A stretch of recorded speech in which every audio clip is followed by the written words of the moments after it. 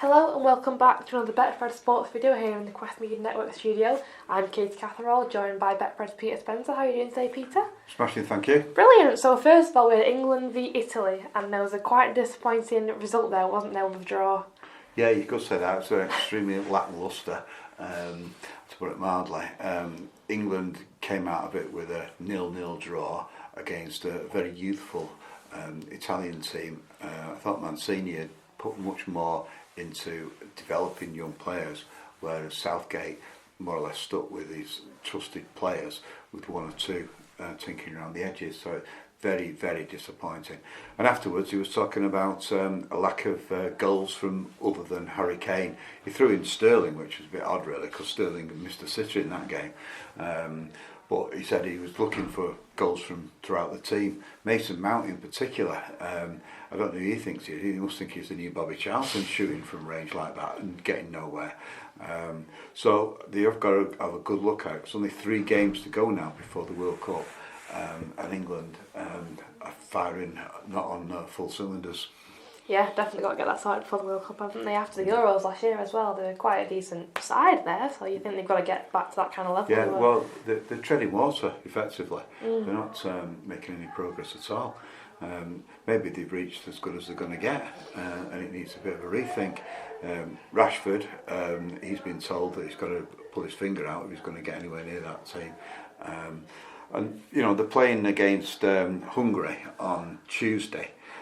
Betfred have England 1-4 to win, but Hungary are no mugs. They drew with Germany at the same time England were drawing with Italy, so you know it's not going to be a walkover. And of course we were beaten by Hungary in the first match. So Betfred have England 1-4 to win, Hungary 12-1, a draw 9-2. There's been a lot of draws in this so-called Nations League, which is more like a series of official friendlies. Anyway, if England do get scoring again, Betfred have Harry Kane 2-1 to score the first goal. Tammy Abraham, he was very, very disappointing. Although the pundits were trying to make out his link-up play was good, but he isn't in the team for link-up play. He's in the team to take the place of Harry Kane if Harry Kane gets injured, and he didn't score. Anyway, Abraham is 5-2 to score the first goal. Bowen, who's doing quite well, although not given a huge chance against the Italians, he's 4-1 to score first. Raheem Sterling, if he could get his shooting boots on, what a player he would be. But I've been saying that for about 5 years. He's 4-1. Phil Foden, he'll probably get back in the team now after the disjointed performances of late. He's 9-2. Saka's 5-1. And Grealish, he was saying he should definitely start against the Italians after playing well in part of the game against Germany. He wasn't right on top of it either, although he is the best player we've got for that much needed X factor in the team. Anyway, Betfred have him 6-1 to score the opening goal against Hungary tomorrow. Of the most likely scorelines, Betfred have England winning 1-0, 5-1. And if you really think they're going to go for it and take the advice of Southgate and start putting the ball in the onion bag, England 3-0 is 13-2. Fantastic. And next we've got the Super League, so I'm sure you've got some odds for us on that. Yeah, well, the big issue there is the performance of James Roby for St Helens, the captain. He's now broken the record of the most Super League performances. He's taken it from Kevin Sinfield. 455 appearances now for St Helens. He joined them when he was 18, made his debut when he was 18 rather.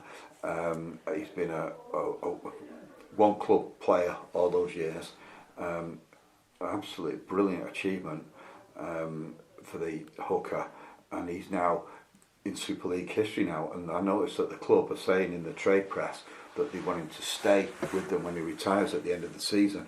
I think there'll be a lot of people saying he shouldn't even retire, he should keep going because he is playing tremendously well. St Helens are now evens to win the Betfred Super League Grand Final at Old Trafford. Catalans, they're now back in the frame. in second place, along with Wigan. Catalan 7-2 to win the grand final, and Wigan 4-1. They both won at the weekend. Huddersfield, very much the dark horses. They continue to put in some great performances, and they're 10-1 now. So their odds are being cut every week to win the grand final. They have come in strongly in the last few games. And there's been a slight shake-up from Castleford, hasn't there? Seeing as though Jackie O'Neill has left to join Love Island of all shows. So how has that affected things? Well, it's affected the people at Super League, that's for sure. Who would have thought that a good player, I mean, he played for England Knights as well, should quit the fantastic sport of rugby league to go on Love Island. I mean, it just shows how times are changing.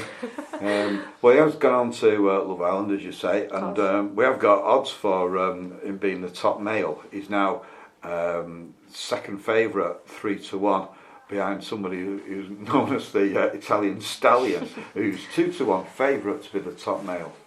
And of the girls, you would have thought it'd be Gemma Owen, seeing there's so much publicity about her, but she's only third favourite at 9-2 to be the top female, behind Paige Thorne, who's 13-8, and Tasha Gahori, who's 2-1. There you go, you already guessed that.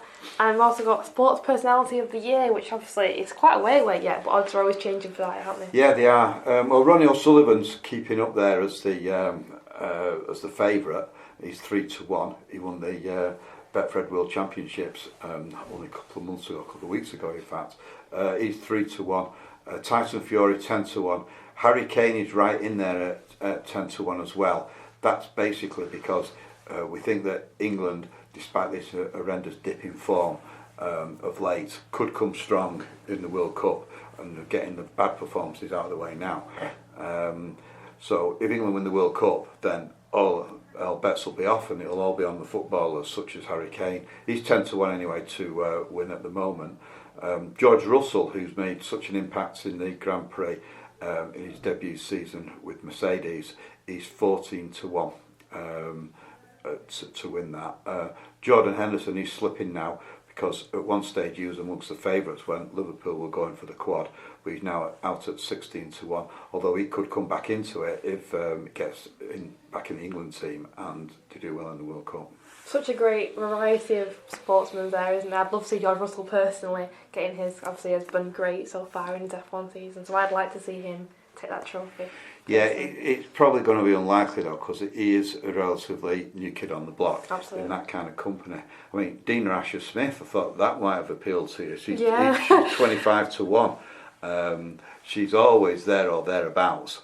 And I think it's you should have a good mix between male and females, and she is one of the highest ranked females in the sports BBC Sports Personality of the Year. Although Emma Raducanu, she's still 20-1 ahead of her because of although she's picked up an injury, if she does anything like decently in Wimbledon, then she'll come through if she wins it. Well, she'll be massive favourites because tennis is a sport that attracts both males and females. Absolutely. And is always very, very popular. That's fantastic. And Betfred have had quite a big winner this year, haven't they? So who have you got on the card? Well, we always have winners. It's and I've chased them up over the weekend. We've got a guy from Scotland called Alan Neal. He's age 69. He's a grandfather of 3, and he won £60,000 with a £2 bet on the French Lotto. So I interviewed him yesterday, and he's worked all his life, started out as a joiner, built up his own company in the building trade. He specialises in doing groundwork, which is basically paving, so it's really arduous work. He's about to retire, so this win has come at a perfect time for him. He's going to buy himself a £30,000 new car, and he's going to go on to Spain for a relaxing holiday. Fantastic. And if you do fancy betting on any of the topics mentioned today, your Betfred are now open. You can bet online and in their app as well.